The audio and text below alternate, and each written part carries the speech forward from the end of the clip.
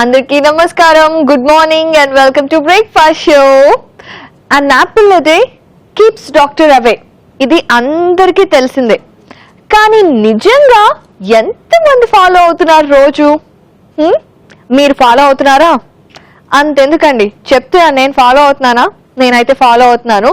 ఎందుకు అంటే యాపిల్ తినడం వల్ల కొలెస్ట్రాల్ ప్రాబ్లమ్స్ ఉండవు అండ్ అలాగే క్యాన్సర్ రిస్క్ తగ్గించేస్తుంది అండ్ కిడ్నీస్కి మెయిన్గా చాలా మంచిది. ఎందుకంటే ఇప్పుడు చూడండి, ఏదైనా సరే ఫర్ ఎగ్జాంపుల్ ఒక గ్లాస్ ఉందనుకోండి, ఒక బాటిల్ తీసుకుందాం, బాటిల్లో గ్యాస్ కార్బోనేటెడ్ వాటర్ పోసామనుకోండి, ఎక్కువ షేక్ చేస్తే ఏమవుతుంది, అది బర్స్ట్ అయిపోతుంది కదా. అలాగే మనం ఈ మధ్యలో తీసుకుంటున్న బోల్డ్ అంత జంక్ ఫుడ్, పొల్యూషన్, ఇదన్నిటి వల్ల ఏమవుతుంది అంటే మన కిడ్నీస్ ఓవర్లోడ్ అయిపోతున్నాయి. ఎంత ఓవర్లోడ్ అంటే ఈ మధ్య కిడ్నీస్ ప్రాబ్లమ్స్ ఉండే వాళ్ళు చాలా చాలా చాలా ఎక్కువైపోతున్నారు. And at the young age youth కూడా చాలా మందికి చాలా రిస్కీ పొజిషన్లో, రిస్కీ కండిషన్స్లో ఉంటున్నాయి కిడ్నీస్. సో అందుకే కిడ్నీస్కి కూడా చాలా మంచిదైన యాపిల్తో ఈరోజు బ్రేక్ఫాస్ట్ చేయాలి అని డిసైడ్ అయిపోయాను. సో దట్ మనం డాక్టర్ దగ్గరికి వెళ్ళే పనే ఉండదు కదా.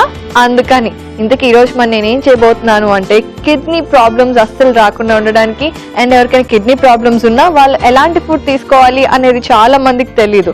ప్రాబ్లమ్స్ ఉంటాయి కానీ కిడ్నీస్ గురించి స్పెషల్ అవేర్నెస్ ఎక్కువ ఉండదు. కాబట్టి యాపిల్ స్టఫ్డ్ దోస చేయబోతున్నాను. అండ్ అలాగే మధ్య మధ్యలో మీకు తెలియని బోల్డెన్ విషయాలు కూడా చెప్పబోతున్నాను. సో ఇంకెందుకు ఆలస్యం, let's start today's breakfast show with apple stuffed dosa.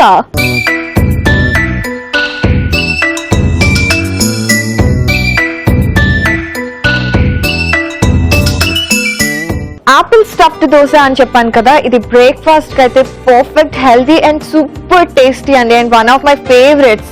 So మరి చేసుకోవడానికి ఎక్కువ టైం కూడా పట్టదు. ముందుగా ఏం చేయాలి అంటే ఒక బౌల్ తీసుకొని అందులో మైదా పిండి వేసుకోవాలి.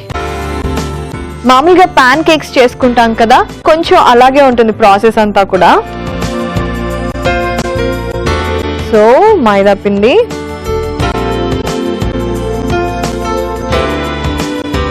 అలాగే ఇందులో కొంచెం సాల్ట్, మరీ ఎక్కువ వేయద్దు ఎందుకంటే మనం ఇందులో షుగర్ యాడ్ చేస్తాం కాబట్టి, బికాస్ యాపిల్ అంటేనే స్వీట్నెస్ కదా, అందుకని. సో ఇందులో ఇప్పుడు నేను షుగర్ యాడ్ చేసుకుంటున్నాను. మామూలుగా కిడ్నీస్లో ప్రాబ్లం అంటే జనరల్గా అనుకుంటారు ఎవరైనా సరే, ఒక స్టోన్స్ ఉంటాయి కదా కిడ్నీస్లో, స్టోన్స్ అంటారు జనరల్గా. ఆ ప్రాబ్లం అయితే అందరికీ తెలుసు, కానీ చాలా మందికి తెలియని ప్రాబ్లమ్స్ కూడా ఉంటాయండి కిడ్నీస్లో. ఓకే, షుగర్ వేసుకుంటున్నాను, అయిపోయింది. ఇప్పుడు నెక్స్ట్ ఏం చేస్తాను అంటే ఇందులో ఎగ్,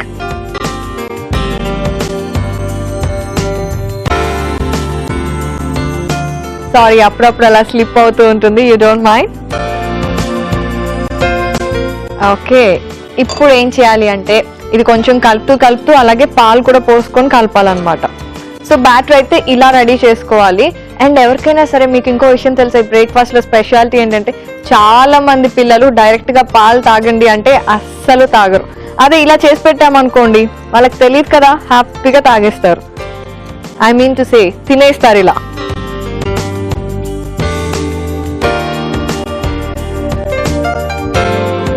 కొంచెం అవసరమైతే మీరు పాలు పోసుకోవచ్చు, లేదంటే వాటర్ కూడా మిక్స్ చేసుకోవచ్చు. నేను ఆల్రెడీ పాలు పోసాను కాబట్టి కొంచెం వాటర్తో మిక్స్ చేసుకుంటాను ఇప్పుడు.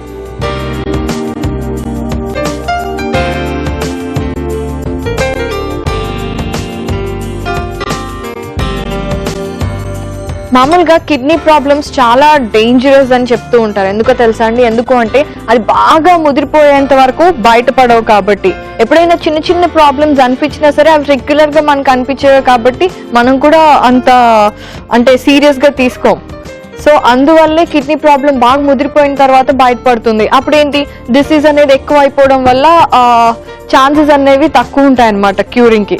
అందుకని డెఫినెట్గా మీకు ఎప్పుడైనా సరే ఒక 3-4 ఖచ్చితంగా ఇప్పుడు నేను చెప్పే మీరు గుర్తుపెట్టుకోండి. ఎప్పుడైనా మీకు ఎక్కువగా చేతులు లేదా కాళ్ళు వీక్గా అనిపిస్తున్నాయి అనుకోండి రెగ్యులర్గా, అంటే మామూలుగా ఎప్పుడైనా హెవీగా వర్క్ చేసినప్పుడు లేదంటే ఎక్సర్సైజ్ చేసే వాళ్ళకి కొంచెం వీక్గా అనిపిస్తుంది, కానీ రెగ్యులర్గా అనిపిస్తే మాత్రం డెఫినెట్గా మీరు ఒకసారి డాక్టర్ దగ్గర చెక్ చేయించుకోవాలి. ఎందుకు అంటే మేబీ ఏదో 1% ఛాన్స్ అన్నా ఉంటుండొచ్చు కదా. కిడ్నీస్లో ప్రాబ్లం ఉంటే ఏంటంటే అలా వస్తుంది అనమాట.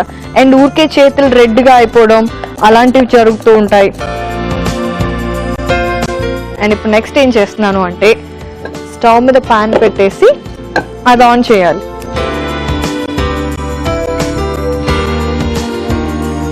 సో పాన్ పెట్టేసుకున్నాను, ఇది ఇంకొంచెం వేడవుతుంది, అప్పుడు బటర్ వేస్తాను. ఇవాళ బాగా ఎక్కువ సో చెప్తున్నట్టు అనిపిస్తుందా? మరి మనం అంతే కదండి, ఏదైనా నాకు తెలిస్తే నేను మీతోనే కదా షేర్ చేసుకుంటాను, అందుకే చెప్తున్నాను. సో ఇప్పుడు ఇందులో బటర్,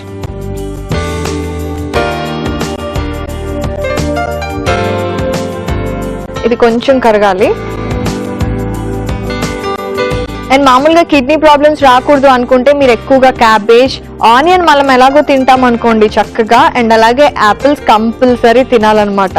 అసలు కిడ్నీస్ ఏం చేస్తాయి అంటే ఇంపార్టెంట్ గా మన బ్లడ్ లో వాటర్, మినరల్స్, సోడియం, ఫాస్ఫరస్ ఇవన్నీ ఉంటాయి కదా, అవి బ్యాలెన్స్డ్ గా ఉండేట్టు చేస్తాయి.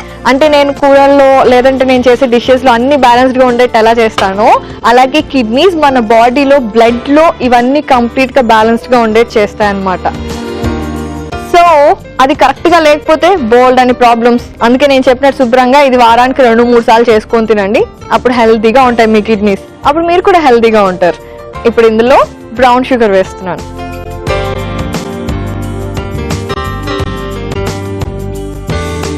అండ్ అలాగే దాల్చిన చెక్క పొడి, ఇది జస్ట్ ఫ్లేవర్ కోసం, అండ్ దీనివల్ల కూడా చాలా హెల్త్ బెనిఫిట్స్ ఉన్నాయి. ఆ తర్వాత జాజికాయ పొడి,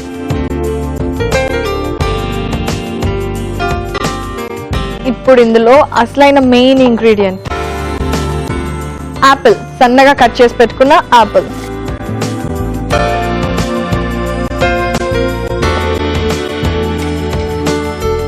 సో ఇదేంటంటే కొంచెం మరీ ఎక్కువ కాదు, జస్ట్ కొంచెం ఫ్రై చేసుకుంటున్నాను నేను అంతే.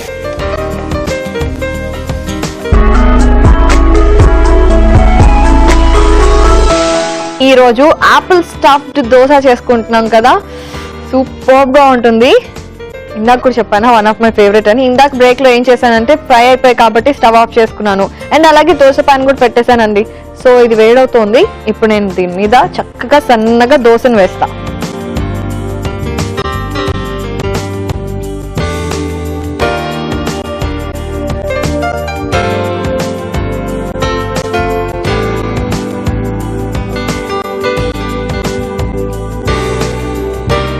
బాగా పల్చగా వేసుకోవాలి. ఇప్పుడు దీని మీద నుంచి మనం ఏదైతే స్టఫ్ రెడీ చేసి పెట్టుకున్నామో యాపిల్తో అది వేసేసి చక్కగా స్ప్రెడ్ చేసుకోవాలి. ఇది చాలా టేస్టీగా ఉంటుందండి, ఎందుకు అంటే బటర్ వేసాము, యాపిల్ ఉంది, అండ్ అలాగే ఎగ్ కూడా వేసాము, అండ్ ఫ్లేవర్స్ కోసం జాజికాయ పొడి, దాల్చిన చెక్క పొడి ఇవన్నీ వాడాం కదా, అందుకని. ఇప్పుడు కొద్దిగా ఆయిల్ వేసుకుంటున్నాను జస్ట్ చుట్టూ. ఇది మీరు కావాలంటే అవాయిడ్ చేసుకోవచ్చు, చాలా మంచి స్మెల్ వస్తుంది. నాకు తెలిసి ఇది కనుక మీరు ఇంట్లో బ్రేక్ఫాస్ట్ గా చేస్తూ ఉంటే మీ ఇంట్లో అందరూ ప్లేట్స్ పెట్టుకొని కిచెన్ బయట వెయిట్ చేస్తూ ఉంటారు ఎప్పుడు అవుతుందా అని.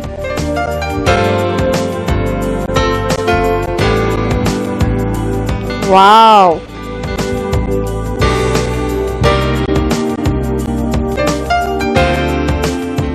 సో నేను స్టవ్ ఆఫ్ చేసేస్తున్నాను.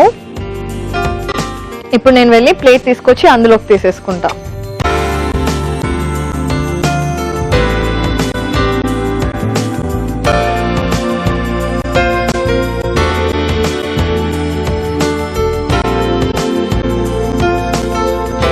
ఎంత బాగుందో కదా, సూపర్ గా కనిపిస్తోంది నాకైతే.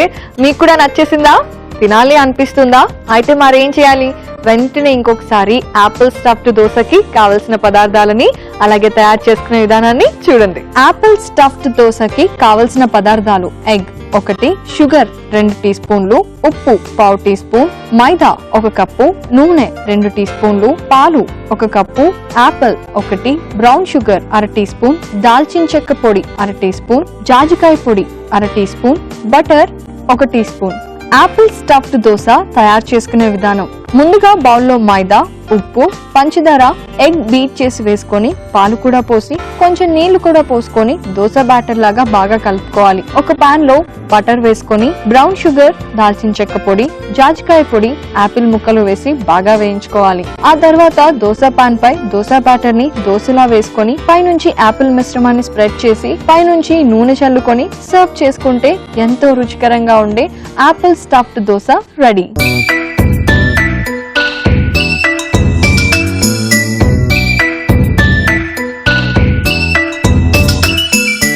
ఆపిల్ స్టఫ్డ్ దోశకి కావలసిన పదార్థాలని అలాగే తయారు చేసుకునే విధానాన్ని చూసారు కదా.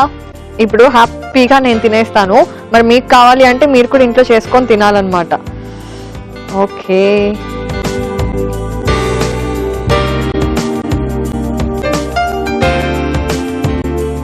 తింటుంటే ఎంత టేస్టీగా ఉందో మాటలు కూడా మర్చిపోతున్నాను నేనైతే.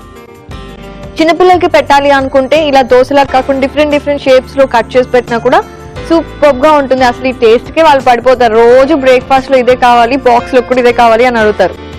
ఒక్కసారి మీరు టేస్ట్ చేస్తే మరి ఇంకెందుకు ఆలస్యం, ఇంత టేస్టీగా ఉండే ఎంతో హెల్దీ అయిన ఆపిల్ స్టఫ్డ్ దోశని ఇవాళే చేసుకోండి. కుదరకపోతే రేపు చేసుకోండి.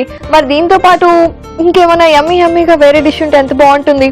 అది కూడా మామూలుగా ఇప్పుడు కిడ్నీ ప్రాబ్లమ్స్ గురించి మాట్లాడుకుంటున్నాం కాబట్టి ఫస్ట్ అసలు కిడ్నీస్ కి మెయిన్ శత్రువు ఏంటి అంటే cholesterol. Correct.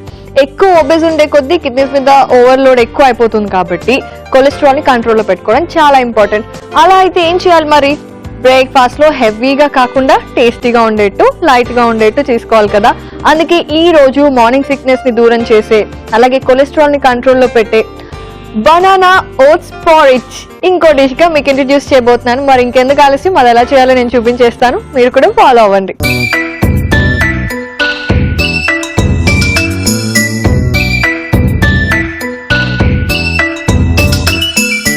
So banana oats porridge ఇది కూడా చాలా సింపుల్ అండ్ చాలా ఫాస్ట్ గా అయిపోయే డిష్. అందుకే తొందరగా చూపించేస్తాను. ముందు స్టవ్ మీద పాన్ పెట్టేసి ఆన్ చేసి అందులో ఏం వేయాలి అంటే పాలు.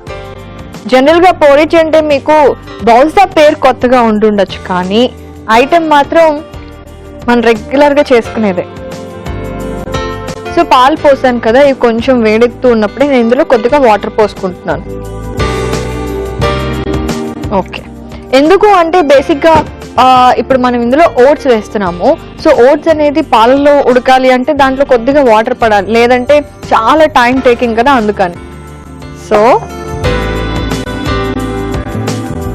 పాలు కొంచెం వేడైన తర్వాత అందులో ఓట్స్ వేసుకోవాలి. సో ఇప్పుడు నేను ఓట్స్ వేసుకుంటున్నాను.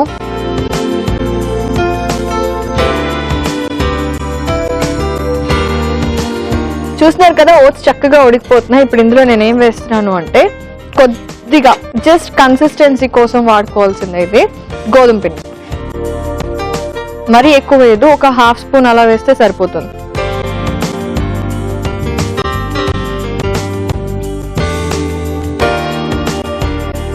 అండ్ ఎప్పుడైతే మనం గోధుమ పిండి వేస్తామో అప్పుడు కొంచెం ఫ్రై అవ్వడానికి దానికి బాగా కలుపుతూ ఉండాలన్నమాట. ఎందుకంటే లేదు అంటే పచ్చిగా అనిపిస్తే అంత టేస్ట్ అనిపించదు.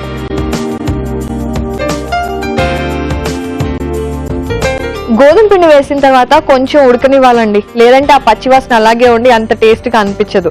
అండ్ అలాగే నేను ఎప్పుడు చెప్తూనే ఉంటా కదా, బ్రేక్ఫాస్ట్ షోలో చాలాసార్లు చెప్పాను, మీకు గుర్తుందో లేదో, మార్నింగ్ సిక్నెస్ అంటే పొద్దున్న లేవగానే స్టమక్ అంతా హెవీగా ఉండేవాళ్ళు, లేదంటే ఎసిడిటీతో బాధపడే వాళ్ళు, లేదంటే బాగా లేజీగా అనిపించే వీళ్ళందరూ లేచి బ్రష్ చేసుకున్న తర్వాత ఒక బనానా తిన్నారు అంటే ఆ మార్నింగ్ సిక్నెస్ అంతా పోతుందన్నమాట.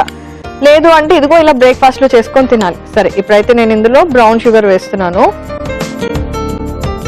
చాలా సింపుల్, అయిపోవచ్చింది కూడా మన డిష్.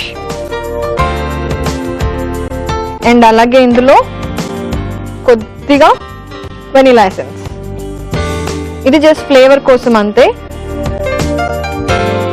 అయిపోయింది. వావ్, ఎంత మంచి స్మెల్ వస్తుందో.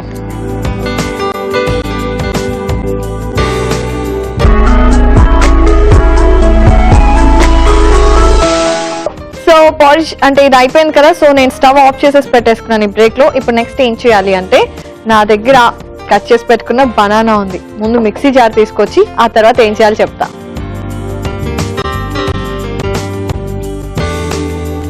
పెద్ద ప్రాసెస్ ఏం లేదండి, చాలా సింపుల్. జస్ట్ బనానాని ఇలా తొక్క తీసేసి అందులో వేసి పేస్ట్ కొట్టేసుకోవాలి.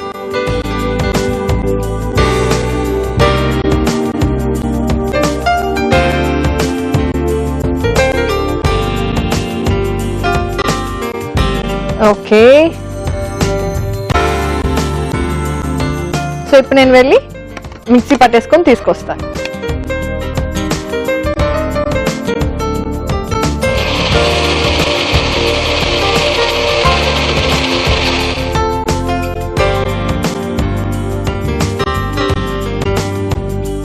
సో పేస్ట్ అయిపోయిందండి ఇలా చక్కగా. ఓకే, ఇప్పుడు దీన్ని ఏం చేయాలి అంటే ఒక్క నిమిషాలు పక్కన పెట్టేసుకొని ముందు మనం పాలు, ఓట్స్ అలాగే ఇవన్నీ కలిపి పెట్టుకున్నాం కదా, దాన్ని ఒక బౌల్లోకి తీసేసుకోవాలి.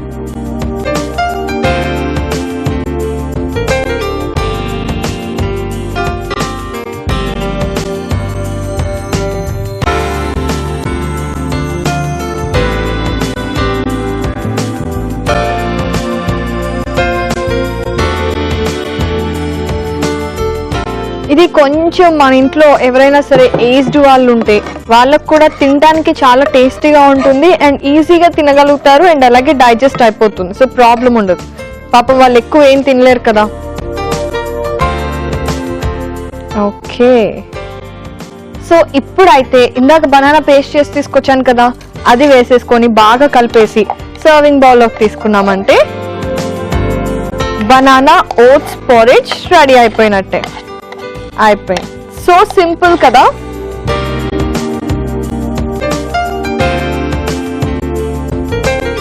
సో బేసిక్ గా మీకు ఒక డౌట్ వచ్చి ఉండొచ్చు, ఇందులో మనం షుగర్స్ అలాంటివి ఏమీ యాడ్ చేయలేదు. ఎందుకు అంటే బనానా ఆల్రెడీ స్వీట్ గా ఉంటుంది అండ్ కొంచెం సాల్టిష్ టేస్ట్ రావాలి కదా, అందుకోసం మనం ఆల్రెడీ బ్రౌన్ షుగర్ కూడా యూజ్ చేస్తాం కాబట్టి ఆ రెండు చక్కగా బ్యాలెన్స్ చేసేస్తాయి అన్నమాట ఈ డిష్ ని. అయిపోయినట్టే. సి, ఇప్పుడు నేను వెళ్ళి సర్వింగ్ బౌల్ తీసుకొచ్చి అందులోకి షిఫ్ట్ చేసుకుంటా. ఇది సైడ్ డిష్ గా తినొచ్చు అండ్ అలాగే మెయిన్ డిష్ గా కూడా తినొచ్చు.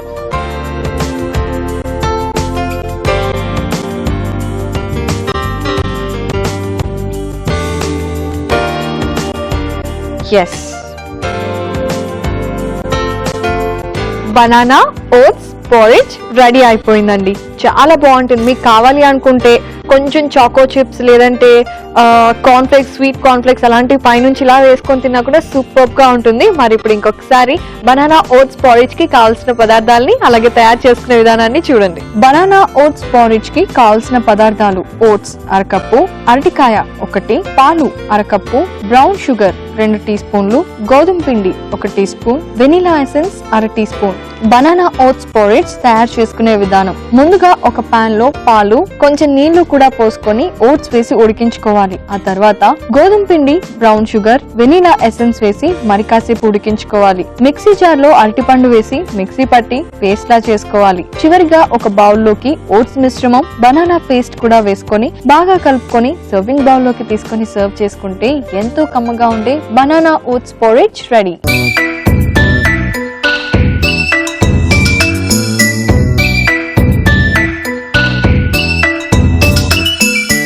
బనానా ఓట్స్ పోరిజ్ కి కావాల్సిన పదార్థాలని అలాగే తయారు చేసుకునే విధానాన్ని చూశారు కదా. ఈజీగా digestible and very very healthy dish.